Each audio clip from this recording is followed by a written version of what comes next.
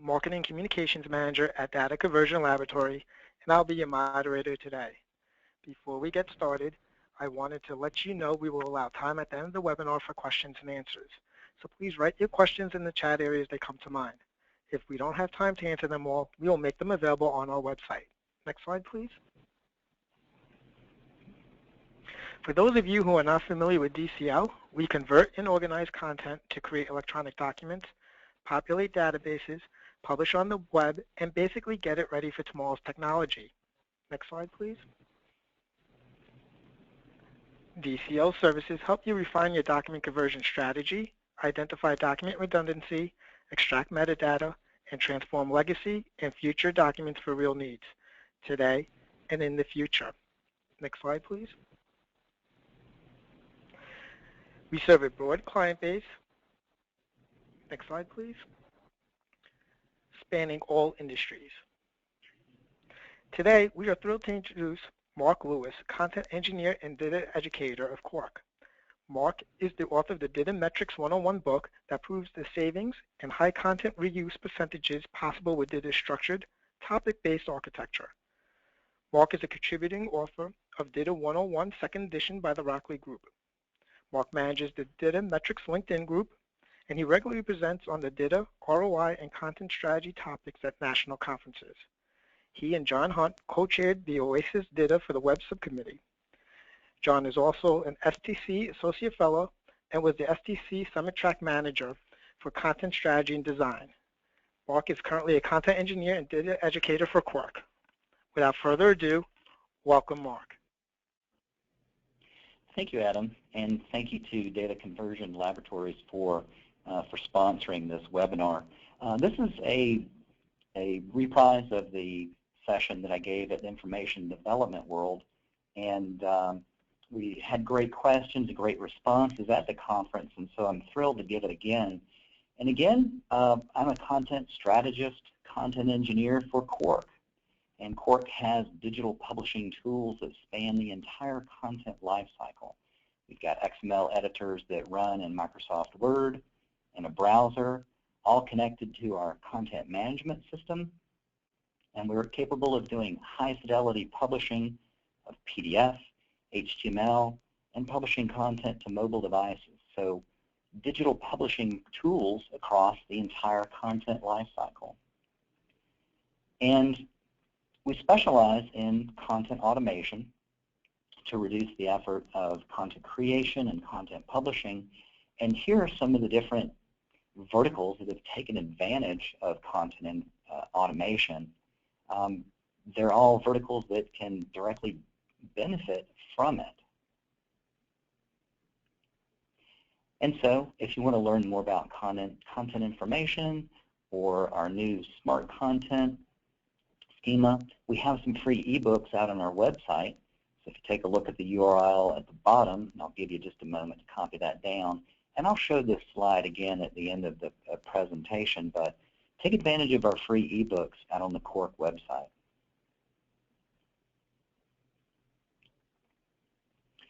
So the reason that I've asked you here today is that I've been doing research on a problem that I think is going to directly affect us, content creators. And I want to define that problem and give you some examples. And then I'm going to propose a solution to the problem, what a solution that I think will work. And yes, there's going to be some homework. Always going to be homework with Mark's presentations. And so the Internet of Things. Let's do some definitions. So I was talking with Neil Perlin of HyperWord Services a few weeks ago, and he was preparing for his session, his keynote session that he gave a couple of weeks ago in England at TTC UK, I believe. And he had called me up and said, "I see you're giving this presentation on the Internet of Smart Things." He goes, "Where do you think the work is going to be for content creators? What's going to be the change in the roles and responsibilities?"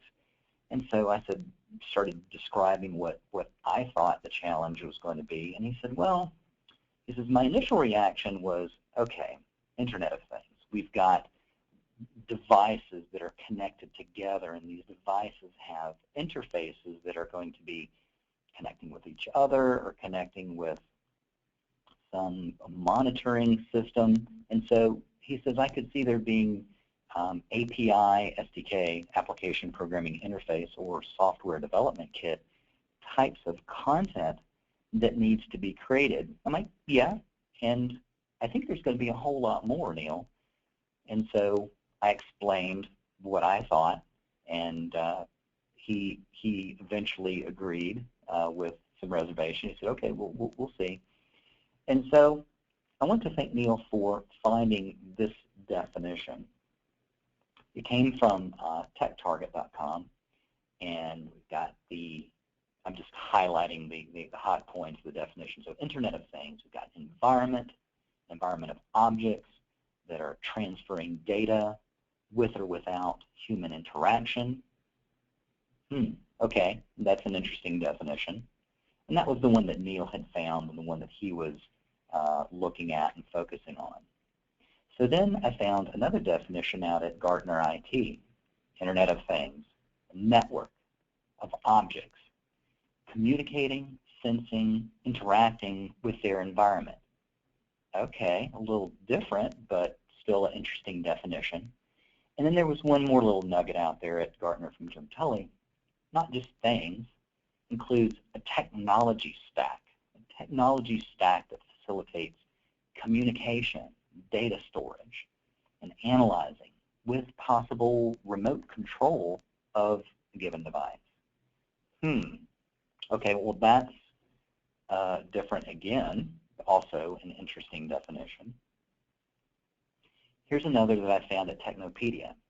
An object becomes something bigger as a collection of objects. Unison, Skynet. Okay, so we've got a collection of objects out there that become something greater because they're a collection of objects. So 3 different definitions, similar but different. And then at Technopedia, I found the Internet of Things is a difficult concept to define precisely. Yeah, I'm cluing in on that. So lots of different definitions. Probably for us means lots of possibilities, lots of challenges, opportunities. And we did talk about the concept of there's more content that needs to be created, such as API and SDK manuals for those interfaces between the devices. Okay, and so that was one of the things that Neil and I agreed upon. So for the scope of this conversation, things equal products and products equal things. And so that brings us to smart things or smart products. And so I came up with this definition for smart products. Smart products may include sensors, microprocessors, data storage controls, embedded software. Typically this means it has embedded processors, and so there's intelligence built into these devices. And this may require and may include a user interface for this additional intelligence that's now embedded in these products, these things, making them smart. Okay, so this is where, if you've read the description, we did a little class participation with a session at the conference, and I made everybody read this, and we said, big ass fans, what a smart ass fan. And it was fun, and we giggled, and a lot more fun in front of a live audience, but I kept it in there because it's kind of cool. So this company has these smart fans that sense motion, and they monitor conditions. They have these embedded processors, and they call it the thinking fan. I'm like, okay, well, that's definitely a smart product, a great example. But that's just one example. I keep coming across more and more examples of smart products that are being developed, lots of interesting innovations like Medtronic's glucose monitoring medical device. And that's just one example of a medical device, and there are many, many more. Intelligence put into those little iRobot Roombas that vacuum your room, and smartphones and Fitbits. Intelligence that's being added into everyday cars. Tesla has some advanced intelligence put into their cars. And home automation, and of course, fans. So just a few examples. So we take this definition of the Internet of Things and this definition of smart products, and we slam it together, and we get the Internet of Smart Things. Well, here is a graphic that came from Harvard Business Review, and thanks to them, credit. So here we have a tractor that's made by Caterpillar, that they have added intelligence into this tractor. There's some embedded systems in the tractor. And so this has become a smart product. And now they're taking these smart products and they're connecting them together. And so we have these farms where all of the devices on the farms can be monitored. They're all connected to a hub or a mothership, if you will, and it's this system that can monitor the state and condition of all of these different smart devices. Now, we've documented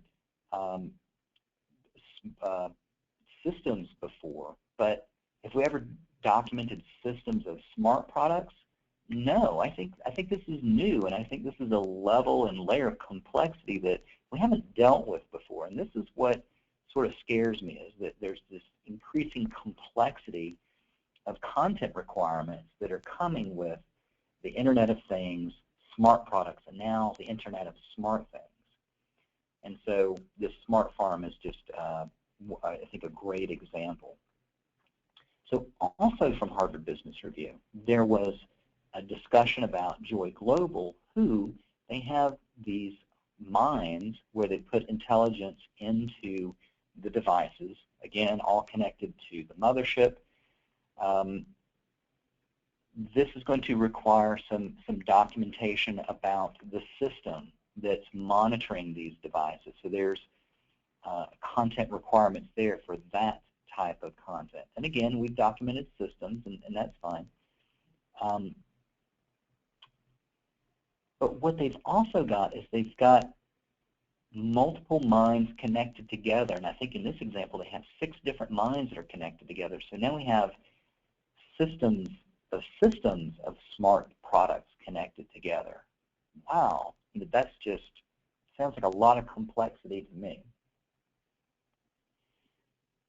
So as I was doing research, I came across this ad for GE, and it said, basically, if you're an industrial company, then tomorrow when you wake up, you need to be a software company and an analytics company. And I thought, what? What does that mean? So I followed the link, and I came here, which was a conference on the industrial internet. And I was like, okay, that sounds like what I'm talking about.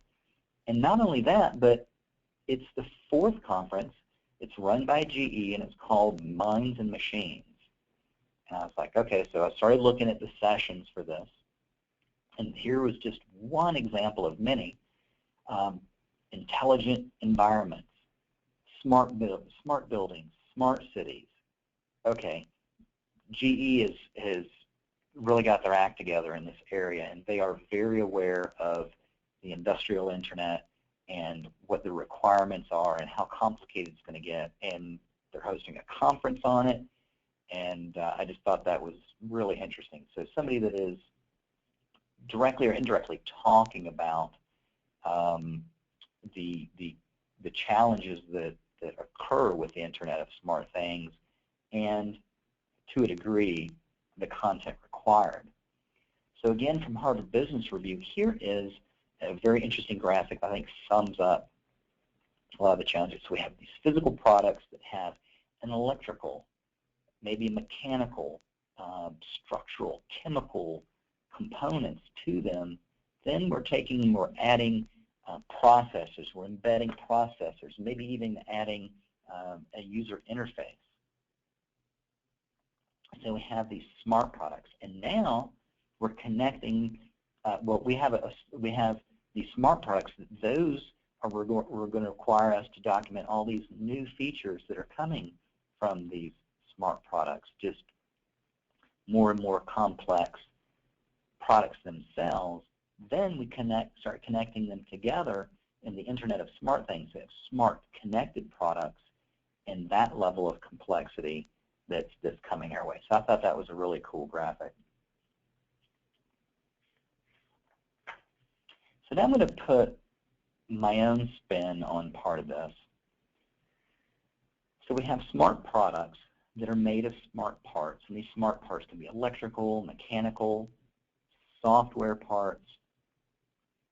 And if you take a look at a company like GE, they've been designing jet engines, and they wanted the ability to quickly update their designs. And so they have designs for these jet engines where it's got built-in intelligence. And so they can, for a particular engine, they can say, I want to increase the size of this engine by 10% or 15%.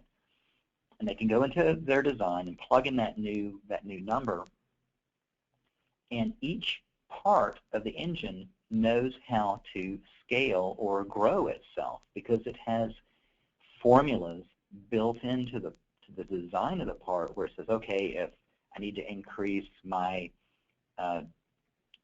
dimension in one direction by 10%, then I know I can calculate how much I need to increase my dimension in the other directions in order to grow myself or scale myself. And then there's also formulas, physics formulas about tensile strength and basic science formulas to where that intelligence is built into the design of every single part of that smart product. So I would call that smart design. And GE has already been doing this. So now we take that concept and say smart products are made of smart parts, and content is now one of those parts. So we're going to have to take that into account, and I think that we're going to have to use smart content or intelligent content to get the job done. I don't see how else we're going to be able to handle the flood of new content and content requirements that are coming our way. So the answer, part of the answer, is we're going to have to use smart content or intelligent content as a smart part of these smart products. So we've seen lots of different definitions for the Internet of Things, Internet of Smart Things, and just many layers of complexity. All right, let's do a recap of the problem. We've got the Internet of Things, and I see a general increase in content around application programming interfaces or software development kit type of content that needs to be created. Okay, smart products. Smart products with embedded intelligence, embedded processors, possibly new user interface. That is another increase in the amount of content that we need to create. Now we combine those together, the Internet of Smart Things, systems of connected things, of connected smart things. Again, we've documented things before and products with lots of features, and we've documented systems, but I don't think we've ever documented systems of smart things, and that's what concerns me. I think there's a lot of innovation that's going to happen in our world that's going to result in new content requirements, new content requirement types that we haven't thought of yet. I mean, taking, for example, adaptive as a content requirement type. That's a relatively new requirement that I don't think that we could have anticipated 10, 15 years ago. So it's like, what's coming? What's going to hit us from all these innovations that are happening? Just a lot of technologies colliding. And so I think that the solution revolves around paying attention to the product development lifecycle, because documentation and content are typically the lowest priority. The other disciplines, mechanical, software, they tend to get more attention. They tend to be a higher priority. If you're a content creator, you know what I'm talking about. So if we continue to treat content as an afterthought, I think that we will fail. I think that there's no way that we're going to be able to handle all of this new work that's coming our way. I think it's unsustainable. So the solution, well, this presentation was given in the content engineering track at Information Development World. And so everybody kind of came in with that mindset. I said, look, content's becoming more and more complicated. I think that we need to apply engineering principles to satisfy all of these new content requirements that are coming our way. You've got other engineering principles and disciplines that have been around for decades, even including software, which has already been doing modularity and reuse, modular software and reusing code. And they have had success with that for decades. And I think we need to look at their successes and steal or borrow from them. And I just think that we need to take an engineering approach to content creation. So with that in mind, let's take a look at the software development lifecycle and the basic phases of it. We have a requirements phase, design, implementation, test, and maintenance. Pretty basic software development lifecycle. And then I put it into a little Gantt chart here to show the interdependencies and these phases spanning out across time. And then I took this distribution of effort graphic from Pressman Software Development Lifecycle, which is a great book, by the way. That's the Pressman Software Development Lifecycle. And again, I'm showing the phases, and you can see here where the effort is being distributed across the lifecycle. I took the graphic. I did simplify it a little bit for this discussion, so if you're familiar with the graphic, don't yell at me. I needed to reduce the complexity, but I think it's a great graphic, and so I want to include it in this discussion. The content development lifecycle, okay, the way that I implement it, has the same phases: requirements, design, implementation, test, and maintenance. So I dig into the details of these different phases in a blog that I wrote. If you go out on LinkedIn and you look at my alignment blog, you'll find that there is a blog called Requirements in the Content Development Lifecycle. And in that blog, I go dig into the details. I'm going to go through this kind of high level for now, but you can go into the blog and read about the phases in detail there. So, in brief, we have the requirements phase, where we're looking at the different goals and opportunities of a particular content solution, and we're analyzing the content that we have and looking for patterns, looking for any structures that we can find in an attempt to eventually turn it into structured content. So we're going to do a top-level analysis and an in-depth analysis, and basically gathering all of the content requirements, taking those into the design phase, where we create a catalog of all the different information products or publications that we want to create from our content repository, and designing a content model that will satisfy those content requirements, and so that we can produce those different publications. That model is going to take into account, we're also going to include our workflow requirements, what new processes we have to design if somebody's moving from a non-componentized world into a componentized content world, and what metadata needs to be created to support these processes, creating content reuse maps, content structure reuse maps, again, all to satisfy the content requirements that we captured earlier.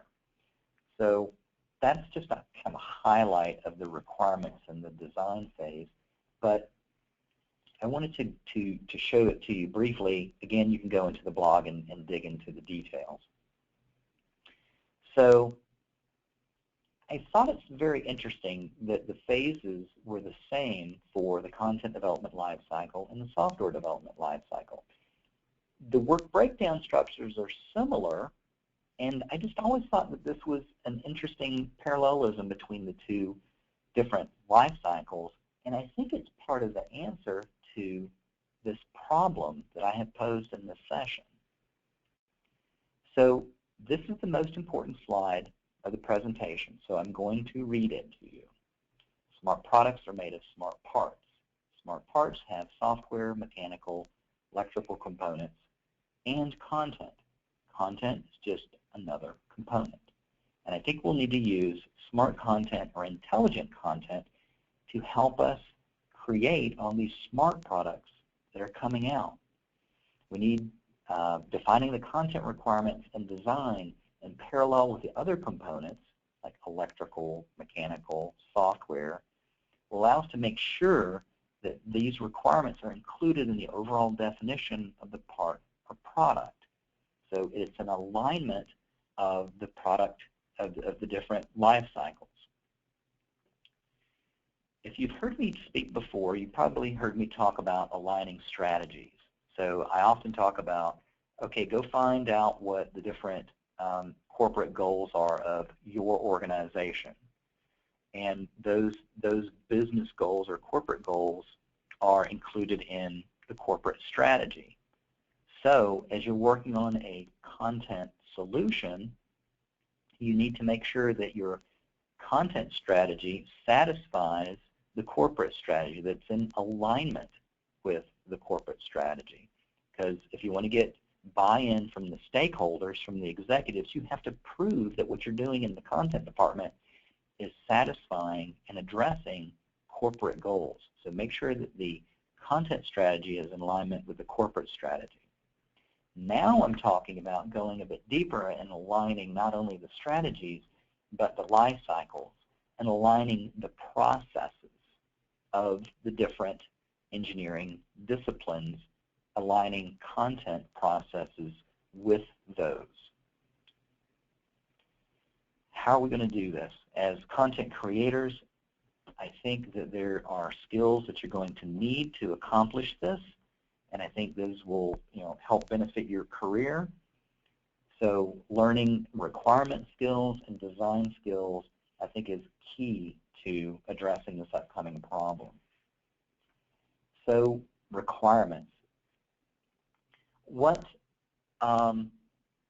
you need to do is to be able to learn how to read and write requirements documents and getting comfortable with them. There's a blog that I've written in the Alignment blog series called Real Requirements, and in there I'm talking about writing clear and unambiguous requirements. I've seen too many requirements written that include design information, and you can't do that. You have to separate as much as possible design from requirements.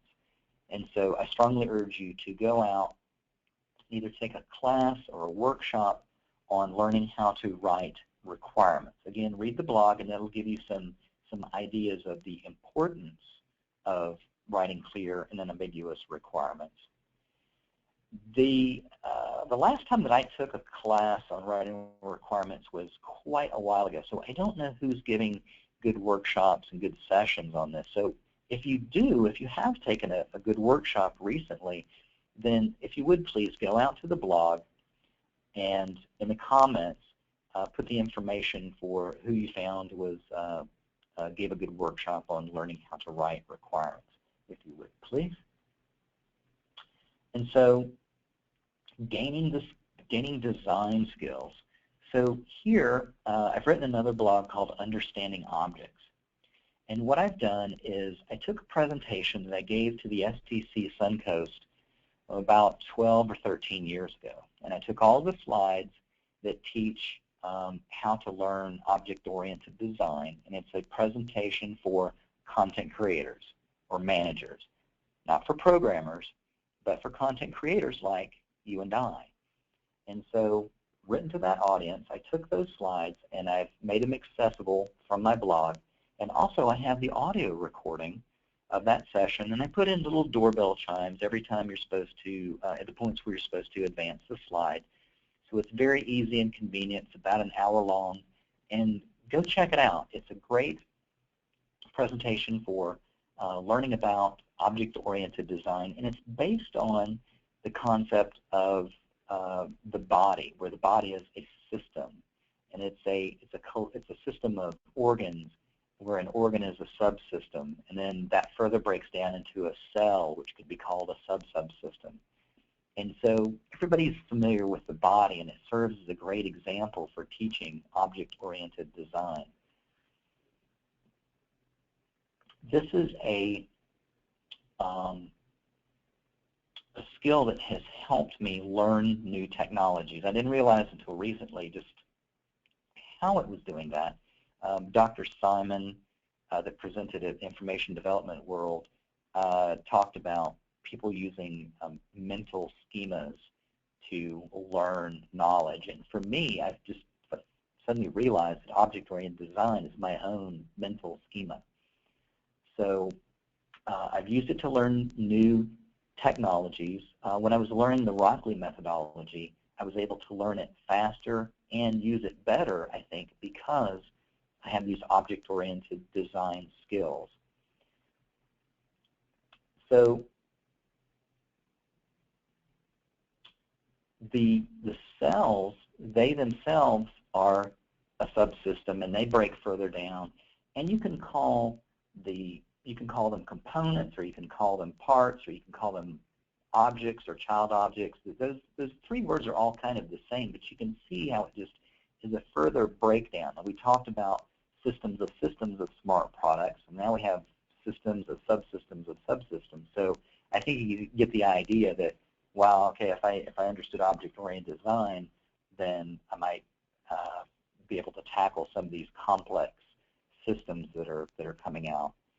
And it's a great skill to learn if you want to start writing content for API SDK manuals, because many of those are about object-oriented software. So again, a great skill to learn.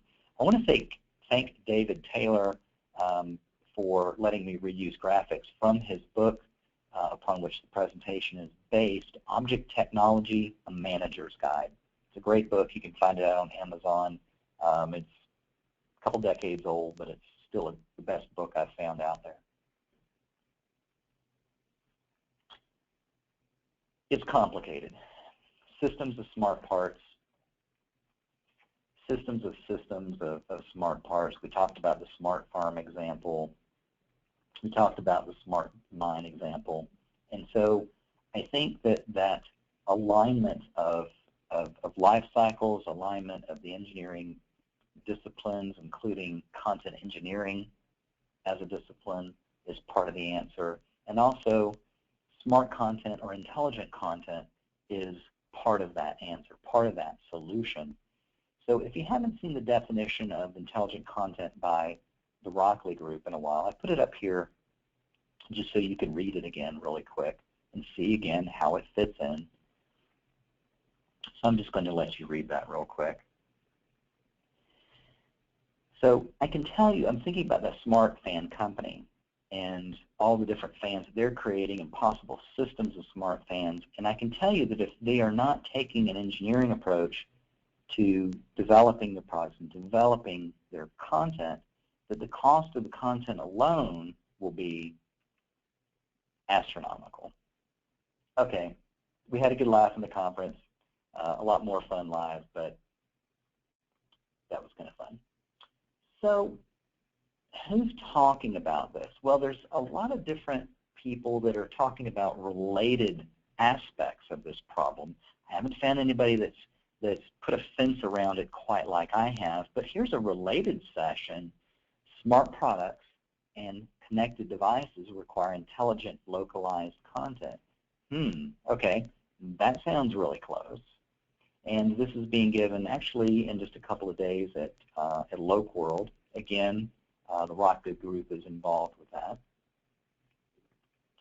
Here's another session. Now, this is available to view as a recording out at Bright Talk.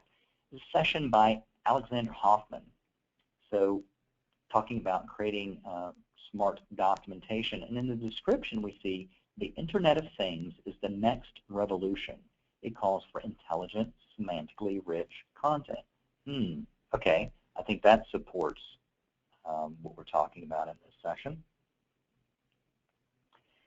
So you're probably sitting there thinking, okay, Mark's telling me to get involved in design and get involved in requirements.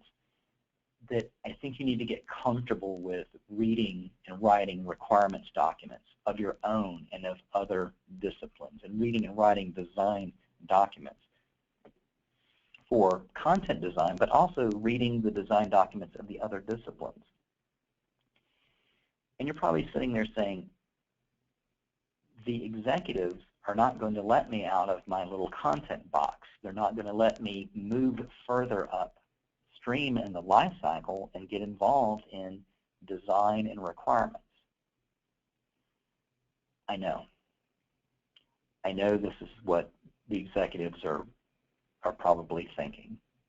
And so what I'm going to do in order to convince executives is I'm going to take the content from this presentation and from my blog, and I'm going to rewrite it to the executive audience to prove to them that there is a problem and to prove to them that there is a solution.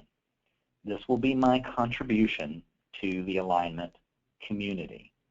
And so I think that this is necessary, that we have to convince the executives. This is the tactic that I'm going to take. And so I will make this contribution to this community. And so what I'm asking of you is to get involved and to participate. So go out onto LinkedIn and look at my alignment blog series, read it, gain the skills, make comments, share questions, ideas, and thoughts.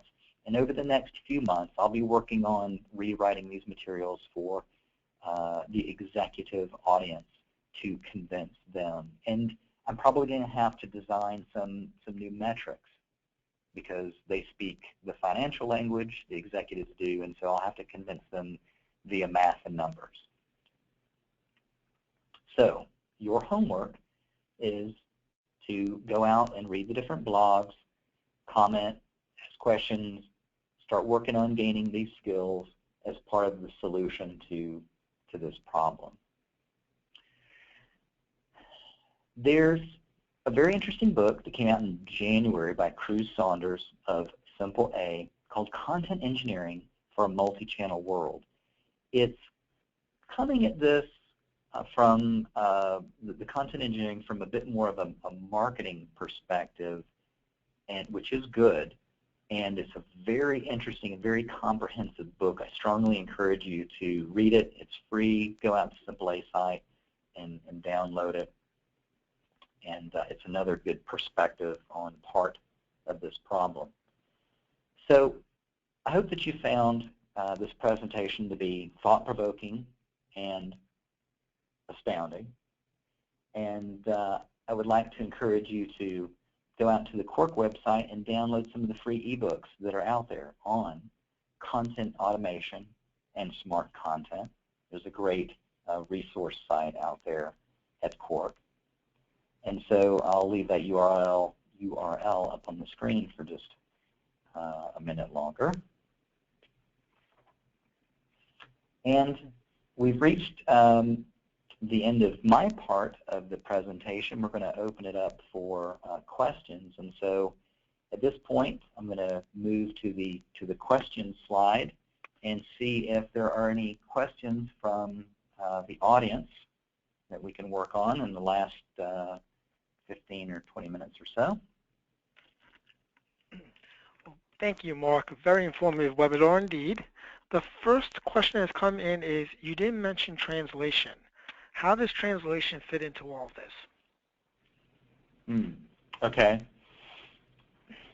So we've talked about the different layers of complexity that are coming from the Internet of Smart Things and systems of smart products.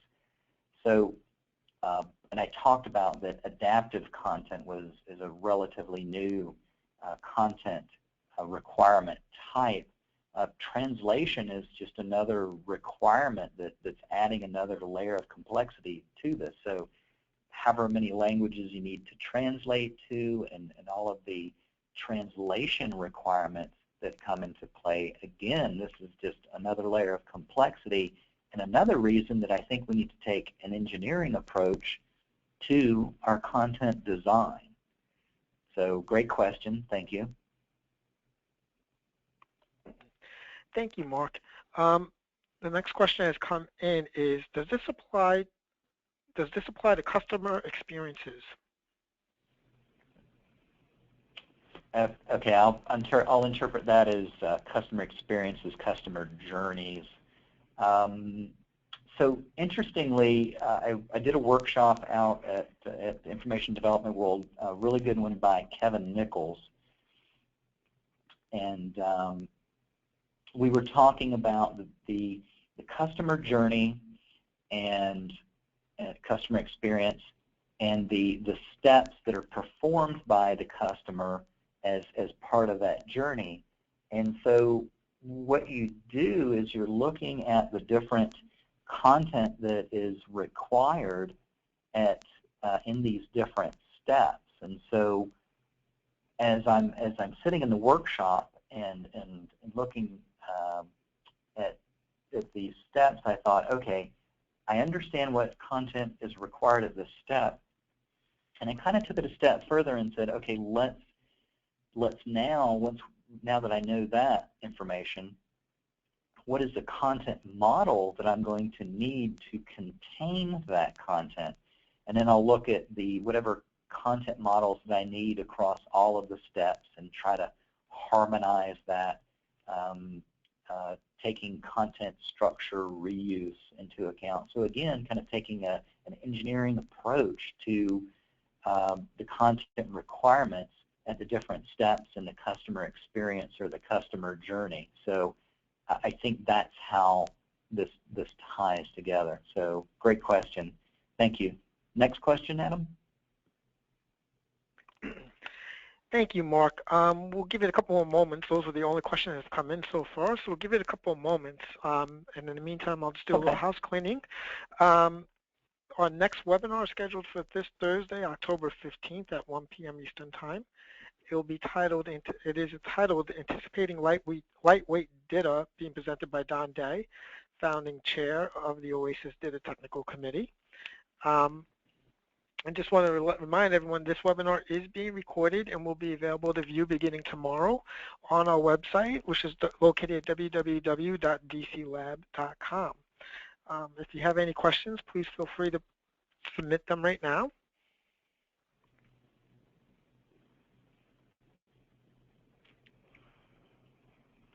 I guess that's all the questions we have today, Mark. So thank you for presenting this webinar, and thank you everyone for attending. This concludes today's broadcast. Thank you very much, Adam, and thanks again to DCL for sponsoring this presentation and allowing Quark to present. Thanks again.